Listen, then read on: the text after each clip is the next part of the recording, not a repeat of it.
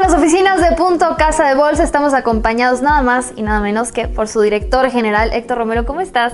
Encantado que nos visites hoy. Gracias, Lucy. Al contrario, bueno, pues me gustaría que iniciemos platicando lo que está pasando pues con este llamado descontrol inflacionario, tanto en México como en Estados Unidos. Héctor, ¿deberíamos preocuparnos? Mira, en el corto plazo, por supuesto que sí, porque los rendimientos reales son negativos, entonces por supuesto que eso preocupa a todos los inversionistas. Pero al final sí creo un poco, bastante en lo que dice tanto Banco de México como la Fed.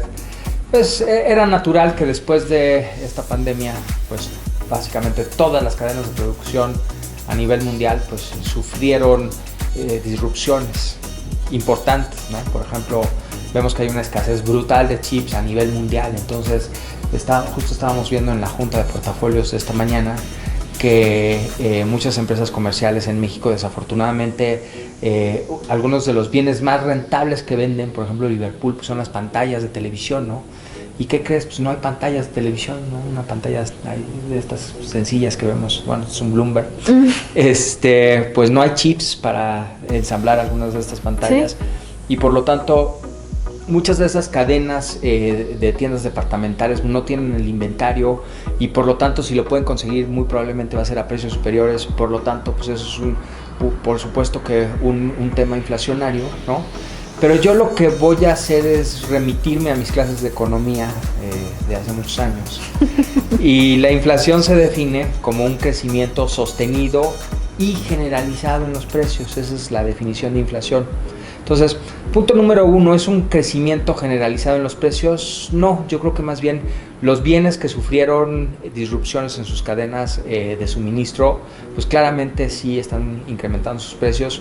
Otros tantos bienes bajaron de precios, ¿no? Por lo tanto no es generalizado, ¿no? Y es sostenido, pues tampoco, porque es algo temporal, ¿no? Ahora, esta temporalidad pues ya lleva prácticamente un año, ¿no? Entonces sí ha sido mucho más largo de lo que muchos hubiéramos pensado y que hubiéramos querido.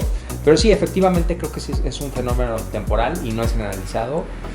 Por lo tanto, no cumple estrictamente con la definición de inflación. Ahora, esto se puede salir de control eventualmente y convertirse efectivamente en un fenómeno inflacionario.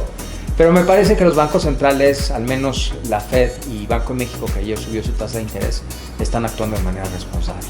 Entonces, hasta el momento, cautela. Pero preguntarte, después de los reportes del segundo trimestre, a nivel nacional, ¿tú ves un panorama más relajado en la iniciativa privada que favorezca inversiones y mantenga a los mercados bursátiles en modo bullish o cómo lo ves? Bueno, precisamente un factor importantísimo que mantiene este rally es la estancia monetaria expansiva que mantiene la Fed, ¿no? Que se ha encargado de llenar de liquidez a todo el mundo. Y eso implica que un inversionista, cuando voltea a ver y se da cuenta que su opción de inversión en bonos del tesoro les paga 1%, entonces están dispuestos a irse a mercados de mayor riesgo, como México, ¿no? Mercados emergentes. Entonces, lo que encuentran es que, bueno, pues de entrada México es el darling de América Latina, ¿no? Porque tenemos pues un giro un poco drástico a la izquierda en Perú y en Chile, sí, eso pues, a los inversionistas no necesariamente les encanta. Ven en Colombia pues que ya perdió uno de sus grados de inversión, ¿no? Y en general la región pues, está llena de riesgos, Brasil ni se diga, ¿no? Habría que ver la portada de hace unas semanas en The Economist, donde hablan del desastre que tienen en Brasil. Entonces, pues, básicamente tú ves a México y lo ves muy bien, ves al final una política fiscal responsable, ves una inflación que sí, últimamente se ha salido de control, pero sabemos que es un fenómeno temporal, bueno, esperamos y tenemos mucha confianza en que así sea. Y por otro lado, pues empresas que están reportando muy bien. Entonces sí, creo que hacia la segunda mitad del año podemos pensar, que ya estamos un poquito avanzados en esa segunda mitad del año, podemos pensar que este rally va a continuar. Hablando precisamente de la segunda mitad del año y las empresas mexicanas, específicamente preguntarte, ¿cuáles son los 3 factores que te hacen sentir más optimista respecto a este segundo semestre en cuanto a lo que necesitan las empresas mexicanas para seguir creciendo y cuáles son los 3 factores que te preocupan? Ok, vamos a pensar primero en lo que me agrada, que ya platiqué un poco de eso. Punto número 1, exceso de liquidez, ¿no? Por lo tanto, tú volteas a ver hacia México y te encuentras que hay varias empresas que tienen unos fundamentos excepcionales, ¿no? Estábamos viendo hace rato también analizando Bachoco, que tiene prácticamente $1,000 millones en caja, ¿sí?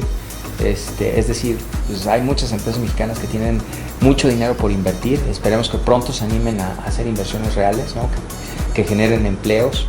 Empresas que están reportando ya finalmente incrementos en ingresos, en EBITDA, ¿no? Lo cual es muy importante. Empezamos a ver también incremento en la rentabilidad intrínseca de muchas empresas mexicanas, ¿no? Obviamente ya lo mencionamos, una política fiscal responsable. Es decir, creo que podemos mantenernos optimistas hacia la segunda mitad del año para México. Ahora, es claro que en algún momento vamos a tener una toma de utilidades, eso es natural, ¿no? Cuando tienes un rally así, siempre ocurre, los mercados se toman su pausa, toman utilidades y recomponen sus portafolios los inversionistas. Entonces podríamos pensar que en las próximas semanas podría ocurrir eso. Por lo tanto, yo me mantendría relativamente cauteloso en las próximas semanas, pensando que puede continuar este rally, ¿no?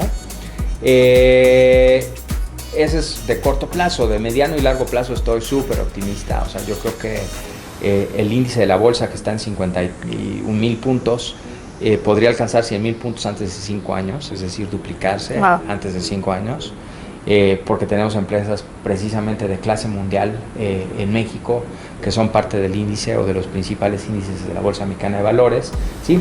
¿Y qué cosas me preocupan? Bueno, pues me preocupa, por supuesto, la tercera ola de la pandemia, ¿no? Porque lo que estamos viendo es que efectivamente ya está afectando una vez más la economía real, ¿sí? Me preocupa el riesgo político, por supuesto, siempre México es un factor, aunque es un factor muchísimo más moderado que en otros mercados emergentes, ¿sí? Y bueno, por supuesto que me preocupa el tema del comercio bilateral en México-Estados Unidos, que también está afectado por el tema de la pandemia, ¿verdad? Pues bueno, ahí tienen estos 3 factores a tomar en cuenta y con su debida cautela. Gracias, como siempre, Héctor, por el análisis, por la conversación y el diálogo, y nos vemos a la próxima. Encantado, como siempre. Muchas gracias, Lucy. Al contrario, y ustedes pueden seguir todo lo que pasa en los mercados de la mano de Punto Research, aquí en Punto Casa de Bolsa. Y no olviden seguirnos en todas nuestras redes sociales, en prácticamente todas las plataformas como Punto Casa de Bolsa, donde comienza tu futuro.